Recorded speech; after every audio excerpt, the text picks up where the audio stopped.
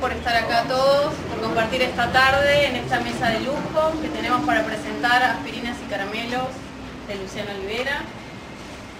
La charla la va a coordinar Viviana Ricciardi, tenemos a Eduardo Sacheri, a Claudia Piñeiro. La verdad es que es un placer para nosotros presentar este libro que nos costó mucho y muchas peleas con Luciano, pero terminó en una cosa muy linda, que se lee con muchísima emoción y que retrata la vida cotidiana de muchos de nuestra generación, donde nos podemos encontrar con escenas muy cotidianas, las galletitas, las series, nuestros padres, nuestras familias, luego nuestros hijos. La verdad es que fue un placer trabajar con Luciano, así que le agradezco mucho y le agradezco mucho también a todos los que participan de la mesa. Gracias por estar acá y les dejo disfrutar. Coordinar esta charla un poco me van ayudando ustedes a medida que les va apareciendo. En principio, por supuesto, agradecer a Luciano la oportunidad de coordinarla y de participar de esta situación tan grata. Luciano comenzó con Aspirinas y Caramelos, primero en un formato que fue blog, luego en otro formato que fue un libro, y luego Aspirinas y Caramelos con este segundo libro que viene recargado con mayor emoción, de acuerdo por lo menos a la mirada subjetiva de esta lectora. Me gustaría que vos, Luciano, cuentes de qué manera evolucionó primero, ¿no? El blog al que hoy tenemos en las manos y estamos presentando. Bueno, gracias a todos, es un placer, un honor y la verdad es una alegría, más allá de las palabras de forma que uno suele decir en estas cosas, es un poco increíble, ¿sí? Para mí estar en este lugar con este libro adelante, en un sello de esos sellos que uno admira toda la vida, con Claudia y con Eduardo, que no sé, es difícil pensar por ahí si uno puede juntar en un lugar a dos personas que interpreten el momento literario de Argentina de un modo tan correcto y exitoso, las dos cosas, ¿no? Porque se puede ser exitoso sin ser, correcto no sé si es la palabra, pero en todo caso talentoso y exitoso. Así que el placer y el agradecimiento es enorme. Acá está lleno de gente amiga que vino en un día difícil, de lluvia, de tránsito, y que muchos de ustedes estuvieron en la primera presentación. Y la verdad que estén en la segunda, los que estuvieron en la primera, es un doble agradecimiento. Que hayan comprado el primero es un enorme orgullo para mí, porque fue hecho tan a pulmón y con tanta dificultad para hacerse ver en un mercado tan grande, que bueno, es todo un detalle. Y que estén acá de nuevo, bueno, por algo será, y yo quiero creer que es porque me quieren, con lo cual me pone el doble de contento.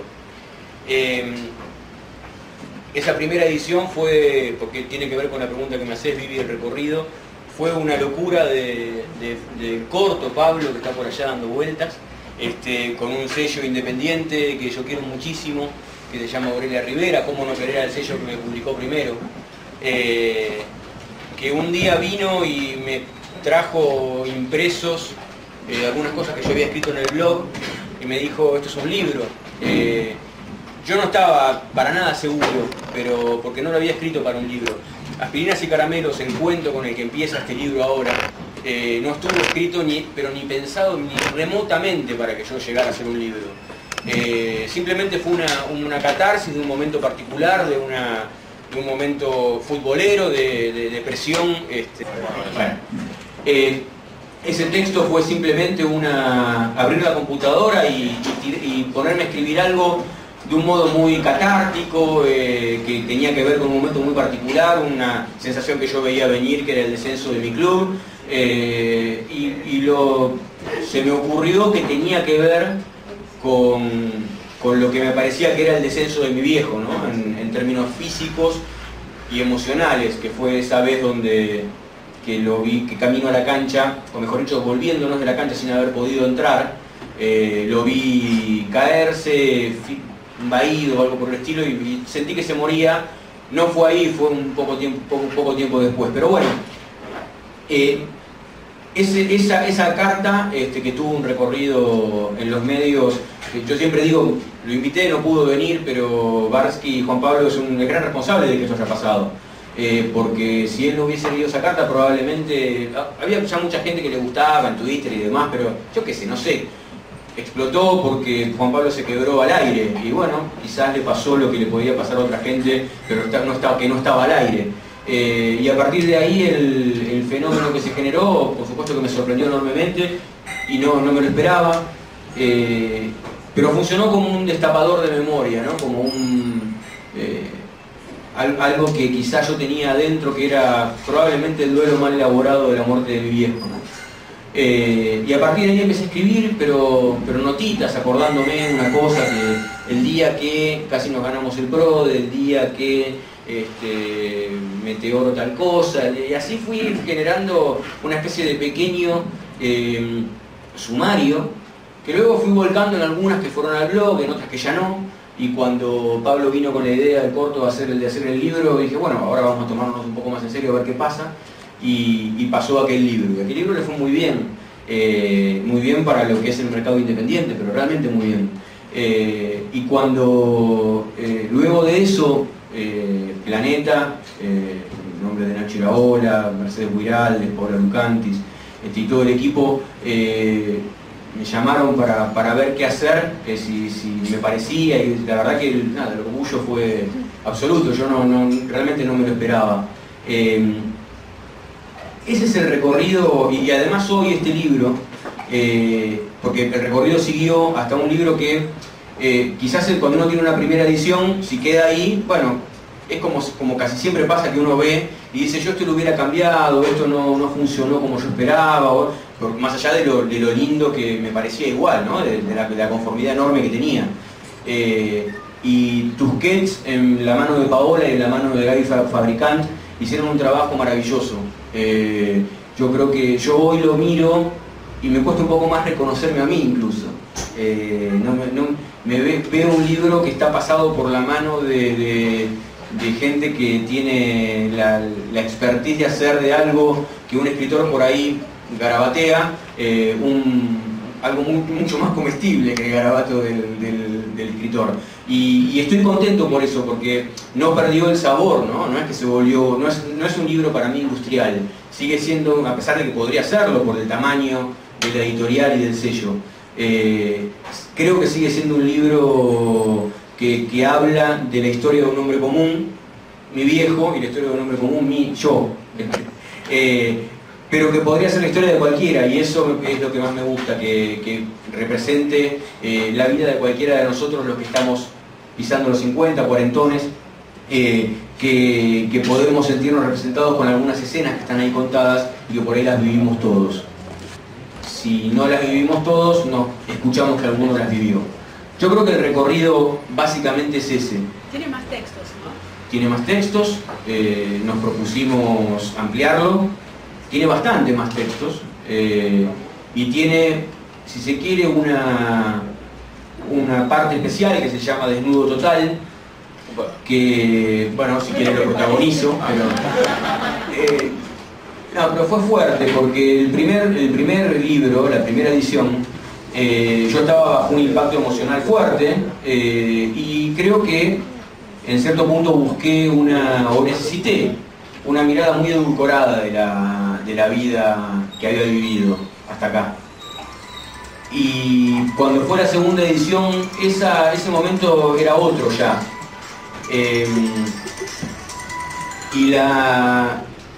Además, haber leído esa versión edulcorada, por supuesto que me dio a mí algo, ¿no? Y probablemente lo que me dio fue la necesidad de cierta compensación con ese péndulo que se había ido quizás para un lado y había ocultado de algún modo otro. Entonces aparecen en esta segunda parte o en esta reedición algunos textos que me costó escribir, que tuve que dejar, yo dije por ahí en el prólogo, creo, el edulcorante bien lejos, porque son un poco más fuertes, quizás cuentan algunas partes de la vida que fueron duras, y que cuando me confronté frente a esos textos, no les voy a mentir, sufrí. Pero finalmente forma parte de lo que yo quería contar, y si lo quería contar, bueno, prefiero celebrarlo. Así que sí, tiene más material, y sigue siendo Panchito aquel chico que fui, en lo posible en un tono no biográfico, en el sentido de que a quién le importa la vida de Panchito, ¿no? Sino que quizás lo que pueda llegar a importar es sentirnos representados como les decía antes, en esa sensación de una generación que vivimos, quizás una de las últimas generaciones que vivió en conjunto sensaciones conjuntas. Y quizás ese sea el motivo por el cual yo escucho de vez en cuando que dicen esto también me pasó a mí. Bueno, quizás pueda ser por eso, porque vivíamos en una época donde lo que nos pasaba, o lo que me pasaba a mí, le pasaba al de al lado, de un modo bastante más común de lo que pasa hoy. ¿Todo el tiempo pasado fue mejor? No creo, ya lo dice Spinetta, me parece que no. Es distinto, pero lo recuerdo con mucho cariño y así intenté escribirlo. Claudia, ¿de qué modo te acercaste vos a Aspirinas y Caramelos y cuál es tu mirada, tu lectura? Yo, buenas tardes a todos. Yo traje un pequeño texto muy cortito porque como era la presentación de un libro, no hablamos ninguno entre nosotros cómo iba a ser esto, entonces te voy a contestar con el pequeño texto que traje. ¿Qué te parece?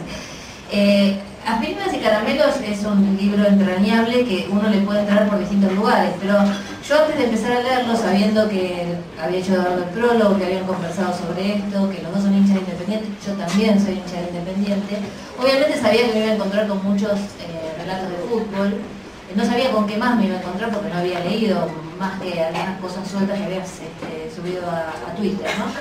Pero acá, bueno, tengo algunas reflexiones sobre la literatura justamente de historias que tienen que ver con el fútbol, como muchos de los cuentos que tenés vos ahí, ¿no?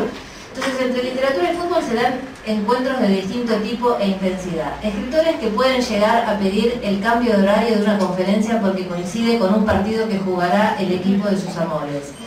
Ejemplo, Martín Coan o Juan Sasturain. Pasó. Escritores, ellos me evocan. Escritores extranjeros que cuando vienen a Buenos Aires recorren librerías de viejo buscando libros de Osvaldo Soriano, de quien son seguidores a partir de sus famosas columnas sobre fútbol del diario italiano Il Manifiesto en la década del 80. Por ejemplo, Alessandro Barico, que cuando viene a Buenos Aires se pasa buscando los libros que le falta de Soriano porque tiene muchos. Por ejemplo, escritores fanáticos del Barça, como Juan Cruz Ruiz, que lo primero que hace cuando llega al hotel es saber si pasan en el televisor los partidos del Barça y si no pide que lo cambien de hotel, porque no pueden no verlos. Escritores que viajan a un mundial de fútbol no para salir a la cancha, sino para dar charlas sobre literatura y fútbol. Por ejemplo, Sergio Holguín, que lo invitaron de una editorial alemana, Surkamp, durante el Mundial de Fútbol de Alemania 2006, para dar conferencias en las distintas sedes donde iba a pasar el torneo de fútbol. Y él fue, obviamente. Escritores que organizan partidos de fútbol paralelos a festivales literarios, partidos tan convocantes como la literatura misma. Ejemplo, el Jai Festival del 2007, donde es famoso Guillermo Martínez, que parece que juega bien al tenis, pero no sé si tanto al fútbol, y salió con una mano quebrada en el partido que jugaron en la playa. Eso para las mujeres es un poco extraño, ¿no? Que vayan a un festival de literatura y salen con la mano quebrada en la playa.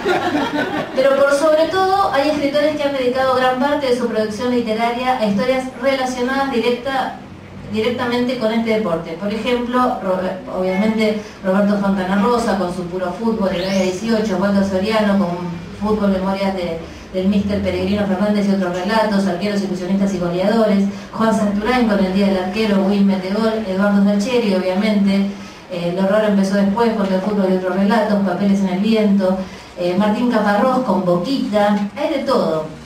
Ejemplos: visitantes del uruguayo Eduardo Galeano con El Fútbol a Sol y Sombra, el mexicano Juan Villoro con Dioses Redondo, los españoles Javier Marías con Salvajes y Sentimentales, Camilo José Cera, 11 cuentos de fútbol, Manuel Vázquez Montalbán, Nick Hornby, que hizo Fiebre en las Gradas. O sea, los ejemplos son muchísimos y los traigo básicamente para hablar de la literatura. Digo, todos estos son grandes escritores que han metido el fútbol en sus relatos. Ahora, ¿por qué?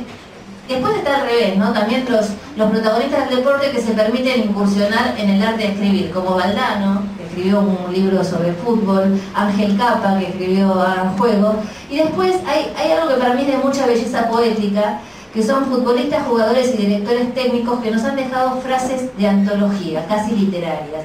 Por ejemplo, en la altura la pelota no dobla, esa lo conocemos todos, que lo dijo Daniel Pasarela. O la famosa frase de Diego Armando Maradona cuando dijo en el partido homenaje de despedida del 2001: yo me equivoqué y pagué, pero la pelota no se mancha. O esta es la que a mí más me gusta, la del Bambino Veiga, cuando se quejaba porque no le daban plata para con el presidente de Cádiz y dijo: entiendo la crisis del club, pero yo pedí un 4 y me trajeron un pomelo. Yo no sé qué escritor se le puede ocurrir una frase así, ¿no? Me parece como, hay que robársela. Bueno, a este mundo ingresa Luciano con aspirinas y caramelos, pero ¿por qué estos relatos, los de Eduardo, los de Soriano, los de Nick Hornby, por qué trascienden el relato de fútbol? ¿Por qué trascienden la anécdota que cuentan y se convierten en literatura? No todo relato sobre fútbol termina siendo literatura. Por muchos motivos, ¿no? Vamos a hablar del libro de Luciano. Por la prosa, por cómo está escrito, por el manejo del lenguaje, por los personajes. El personaje de Rodolfo es entrañable, pero hay muchos otros personajes que aparecen por ahí, la madre, las hermanas, otros personajes que también son entrañables, por los conflictos, por la curva dramática. Eso hay en muchos de los relatos de Luciano, y sobre todo hay algo de lo que también se ha ocupado mucho la literatura, mucho más que de los relatos de fútbol, que es de las historias de padres, ¿no? Hay una gran tradición literaria sobre los relatos que tienen que ver con crear un padre, contar un padre, hablar de un padre. Desde Carta al padre de Kafka o La invención de la soledad de Paul Auster, son lugares por los que los escritores en algún momento transitan, ¿no? Esa relación con el padre. Lo que es particular de Luciano es que empezó por ese lugar, que es un lugar difícil, ¿no? Quizás casualmente, porque no pensaste que iba a ser un libro. A veces hay autores que para llegar al relato del padre transitan un montón de otros relatos para poder llegar ahí. Y él se metió de lleno, creo que Aspirinas y Caramelos, más que lo del fútbol, es un poco para hablar de todo esto, pero digamos, más que nada es una historia del padre. Y a mí las historias del padre me gustan muchísimo, me siento identificada. Por suerte las mujeres, cuando hay una historia del padre, no decimos no la voy a leer porque es de varones, porque cuando hay una de mujer, cuando la hija dicen no, los varones dicen no, eso es para mujeres, pero nosotros la de los varones con los hijos la leemos igual y la disfrutamos. Yo disfruté mucho el libro y hay muchos pasajes que me gustan mucho. Creo que el pasaje del grito es uno de mis favoritos. Aspirinas y Caramelos es muy, muy tierno en la escena y es muy lindo. No quiero develar por qué se llama así el libro, porque es mejor que lean el relato, pero el grito es uno de los que más me conmovió. No sé si con eso respondí a tu pregunta.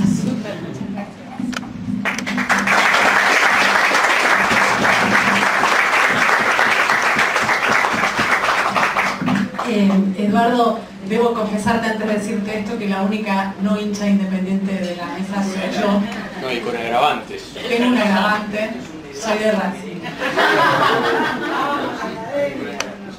Dicho esto, te pido por favor que en nombre de Independiente que hables por favor sobre esto que también ve y analiza Claudia tan hermoso, que es aquello de trabajar con lo que duele, ¿no? El fútbol aquí es el padre, tal vez de alguna manera, y aquello también duele. ¿De qué manera ves vos esto en el trabajo de Luciano, si lo ves? Sí, sin duda. Agregaría, antes de meterme en lo de Luciano, en esto de libros que hablan de padres, agregaría un poco de ellos, que es una hermosa novela de Claudia que por pudor no mencionó. Yo me encontré con la obra de Luciano, como tantos, a través del programa de Barsky. Estaba justo escuchando ese día cuando Barsky leyó ese texto puntualmente de Aspirinas y Caramelos, y me hizo bien escucharlo en un momento tristísimo para los hinchas independientes, que era un momento de agonía, de preparación, de vísperas todavía, pero donde ya era muy evidente cómo iban a terminar las cosas. Mientras le escuchaba a Claudia y mientras lo escuchaba a Luciano, me acordaba de una frase de Laura Restrepo, que es una escritora colombiana que a mí me gusta mucho leer, en una novela que se llama Demasiados héroes. Dice: pasado que no ha sido amansado con palabras no es pasado, no es memoria, es acechanza. Y a mí me parece excelente esa idea y se la robó permanentemente, como en este caso. En el sentido de que me parece que lo que hace Luciano es, a través de sus palabras, primero en el blog y luego con todas estas elaboraciones sucesivas que he tenido, me parece que lo que hace es amansar el pasado. Y lo bien que hace, digo, creo que es algo que hacemos mucho como escritores y lo hacemos como lectores. Como lectores nos servimos de las palabras de otros. Creo que esa es la única diferencia profunda que hay cuando uno escribe y cuando uno lee. Cuando uno escribe, toma un poco más las riendas de esas palabras, pero cuando lee se sirve de las palabras de otro para hacer esa misma domesticación de lo trágico que nos ha tocado vivir, porque a todos nos ha tocado, digamos, la vida es trágica y así nos toca. Mi primer contacto con la obra de Luciano fue eso, escucharlo en la voz de Barsky, y después conocernos en persona, me parece, en la pensión de Independiente, cuando nos llevaron a charlar con los chicos que estaban alojados en la pensión. Y después lo empecé a seguir por Twitter, que es una forma de narración también, eventualmente. No todo el mundo usa Twitter para eso, creo que Luciano sí lo usa para eso y lo usa muy bien. Me parece que es un gran narrador en Twitter, un narrador no solo desde lo textual, que también, sino también desde lo visual. La composición que hace muchas veces entre fotografía y texto no es fácil de hacer en 140 caracteres. Yo no soy capaz de hacerlo y tiendo a admirar lo que me parece bien hecho y yo no soy capaz. Así que digo, si se puede hacer literatura en 140 caracteres, mucho más en un libro como Aspirinas y Caramelos. Cuando Pablo me propuso prologar la primera edición, me entusiasmó la posibilidad, me gustó poder hacerlo y tener ese mínimo gesto con Luciano, pero me parece que es un muy buen libro.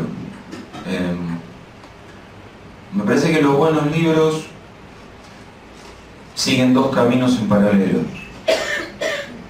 Sirven para algo para el autor y para algo para el lector. Seguramente mientras Luciano lo escribía, y de hecho lo dijo, hizo su propio camino de revisión de su pasado y de visita a viejos recuerdos y a viejos dolores y a viejos duelos. Y el lector hace lo mismo, pero con los propios, no con los de Luciano. Parece que los buenos libros permiten que el autor retroceda y lo dejen al lector con el libro y con los ecos que ese libro genera en su propia vida. A mí en lo personal, y digo como lector, me molesta a veces un poco cuando el autor está demasiado presente en lo que estoy leyendo y todo se trata de él. Me gusta, en cambio, cuando el autor me propone una historia o un número de historias y retrocede y lo que está en el centro de la historia. Si me gusta tanto leer a Claudia es por eso, por ejemplo. Yo no dudo que Claudia o Luciano están, cuando escriben, situándose de determinado modo en lo que están escribiendo, pero al mismo tiempo me regalan una historia y yo puedo ir a la historia y al autor le ha salido por una cosa y a mí para otra.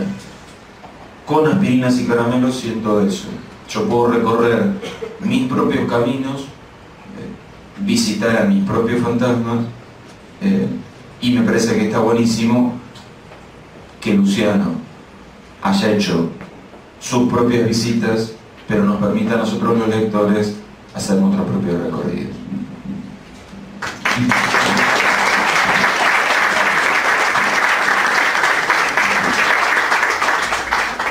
Tomás. Tomando un poco tu reflexión, Eduardo, me gustó esto de la catarsis que uno hace no solo cuando escribe, sino cuando lee también, ¿no? Eso me encantó y creo que también sucede, por lo menos a mí, que no tengo la memoria que tiene Luciano, me pasa con lo que él recuerda de su relato, ¿no es cierto? Esa mirada que él tiene, que va memorizando todo lo que recuerda de aquellas décadas, con una especie de viaje hacia lo vintage, sorprendente y admirable. Yo no sé si es que se lo inventa, lo estudió o qué, pero si recuerda todo eso, la memoria es increíble. Digo, ¿de qué manera, Luciano, trabajás vos esa mirada hacia el pasado y cómo es que recordás con lujo de detalles cada una de esas cosas? No tengo la menor idea.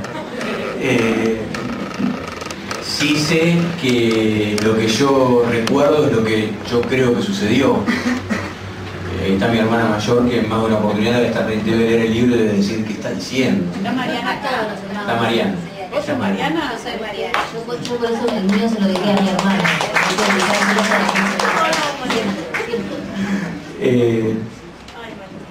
En todo caso, la principal censora de la historia podría ser Mariana, porque es la testigo de que lo que yo estoy contando vaya a saber qué.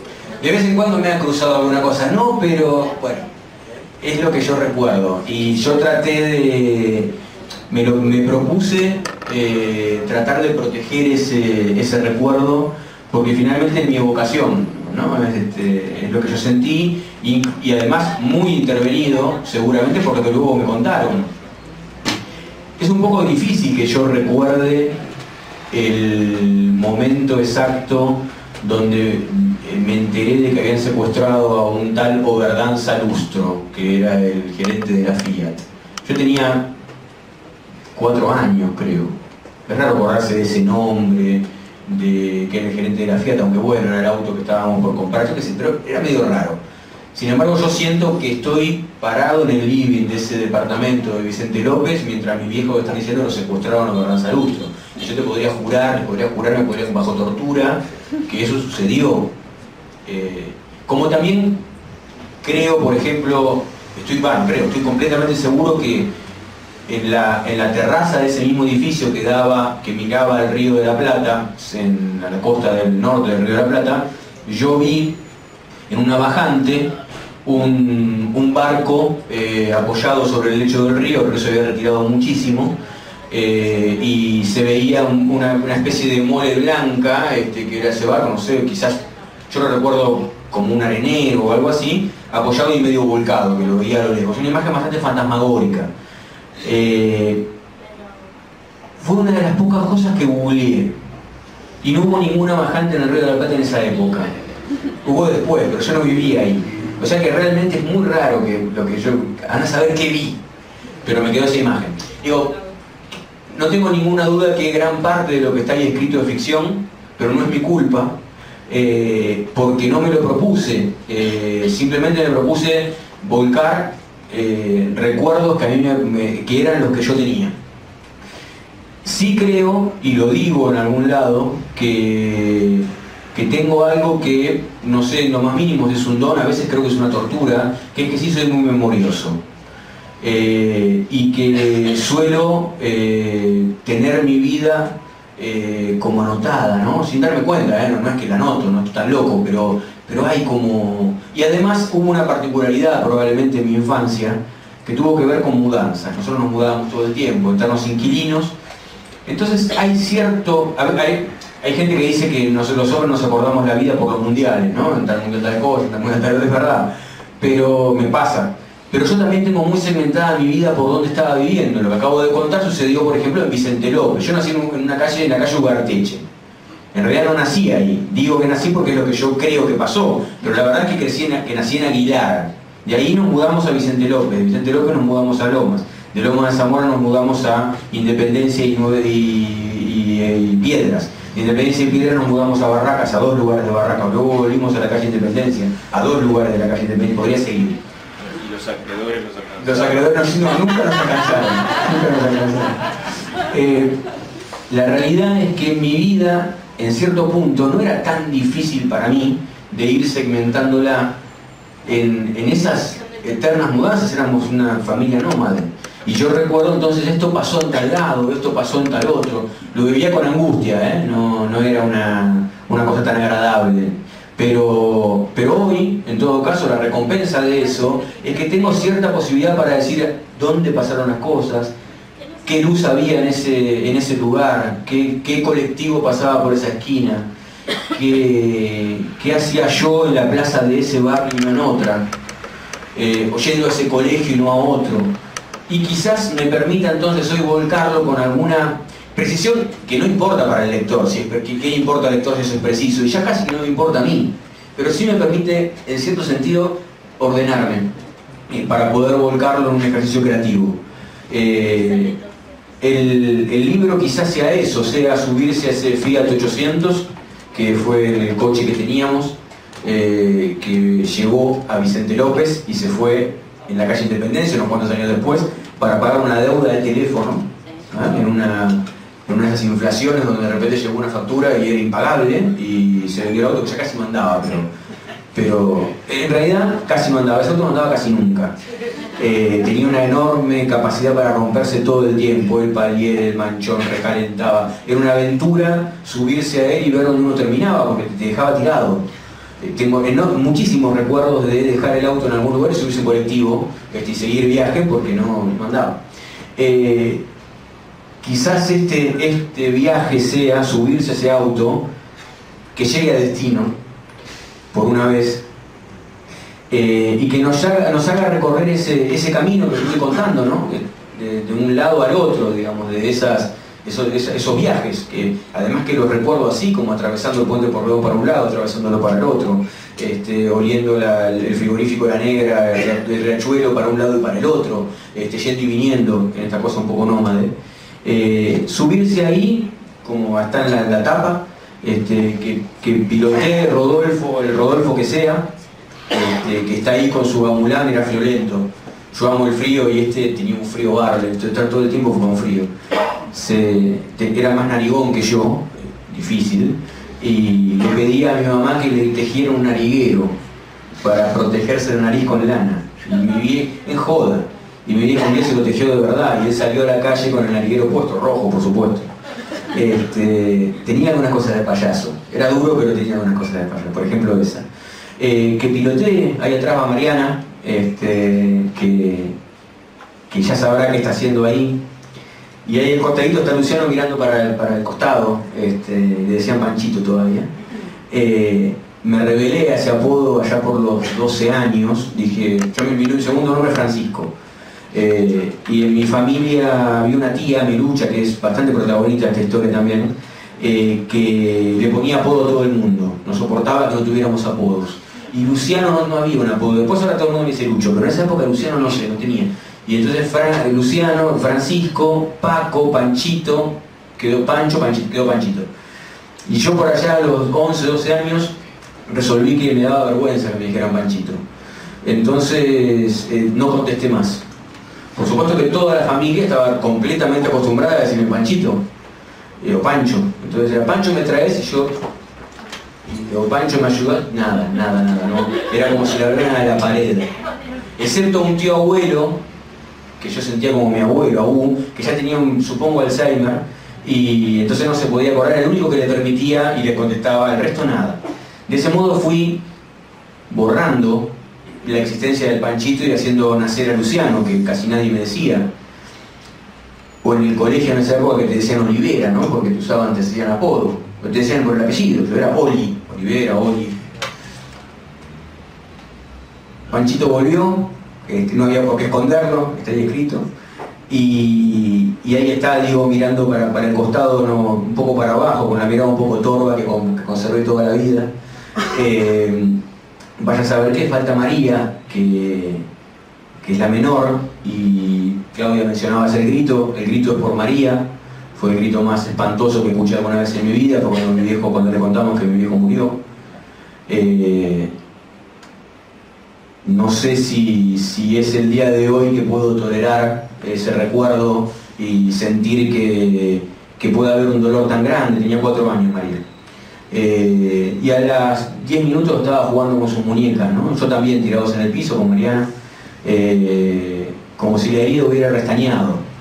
Bueno, tarda mucho más la herida en restañar, soy protagonista de eso. Pero este libro no es solo la elaboración de un duelo, para mí es una celebración. Y en todo caso digo, para liberarlos de que tengan que seguir opinando. Yo sé que las presentaciones del libro uno tiene que opinar de cosas y contar lo maravilloso que es el autor, y yo les agradezco enormemente, pero no los quiero poner en ese lugar. Para liberarlos digo que yo les agradezco enormemente que se hayan tomado la molestia de leerlo, de opinar de él, de contarles a ustedes, de hacerme sentir así como estoy ahora, feliz, pleno. Yo no sé qué pasará con este libro, no tengo la menor idea, no sabía qué pasaba con el primero tampoco.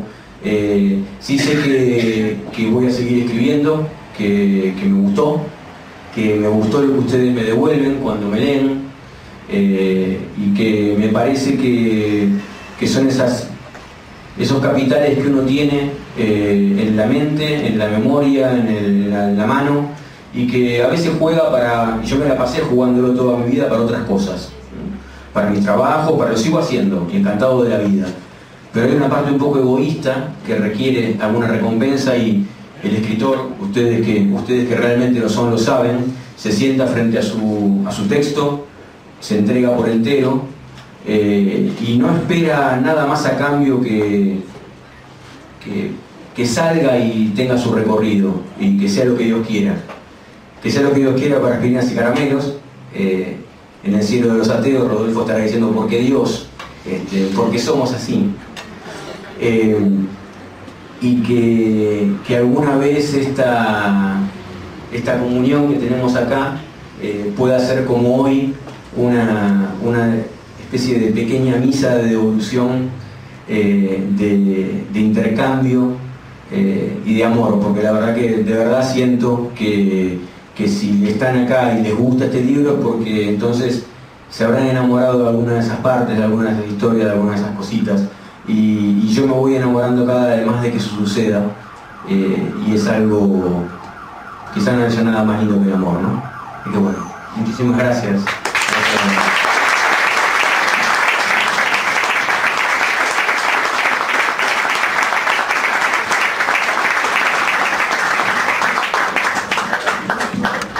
Creo que hay un vino o alguna cosa. Estamos tomando ya. Ya había vino. Claro, vamos a seguir tomando.